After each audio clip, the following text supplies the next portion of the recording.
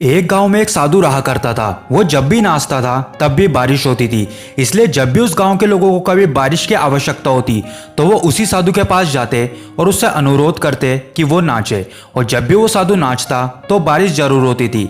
एक दिन 4 शहर के लड़के उस गांव में घूमने के लिए आए और जब उनको ये बात पता चली कि किसी साधु के नाचने से यहाँ पर बारिश होती है तो उनको इस बात पर यकीन नहीं हुआ और उन्होंने अपनी शहरी पढ़ाई लिखाई के घमंड में सभी गांव वालों को ये चुनौती दे दी कि अगर हम भी नाचेंगे तो बारिश होगी और अगर हमारे नाचने से बारिश नहीं हुई तो उस साधु के नाचने से भी बारिश नहीं होगी।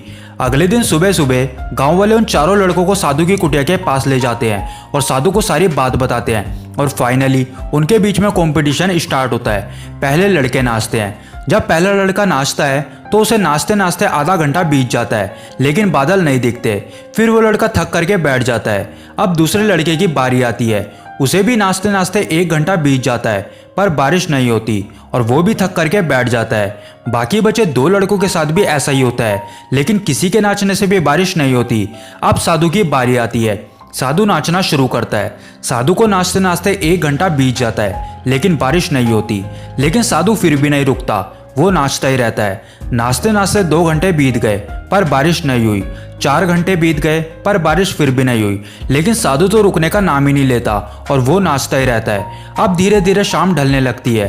तभी बादलों के गड़गड़ाने की आवाज़ सुनाई देती है और थोड़ी देर बाद बहुत तेज बारिश होने लगती है। ये देख के वो चारों लड़के दंग रह जाते हैं और तुरंत उस साधु से माफ़ी मांगते हैं और पूछते हैं कि बाबा ऐसे कैसे हुआ कि जब हम चारों नाचे तो बारिश नहीं हुई लेकिन जब आप नाचे तो बारिश हो गई।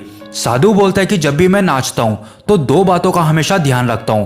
पहली ये कि अगर मैं नाचूंगा तो बारिश को होना ही पड़ेगा और दूसरी ये कि मैं तब तक नाचूंगा जब तक कि बारिश ना हो जाए। दोस्तों, सक्सेसफुल लोगों में भी ये 2 क्वालिटीज ज़रूर होती है कि वो जो काम करते हैं उसमें उन्हें पूरा भरोसा रहता है कि मैं इसमें सक्सेसफुल हो जाऊंगा और वो उस काम को तब तक करते हैं जब तक कि वो उसमें सफल ना हो जाए।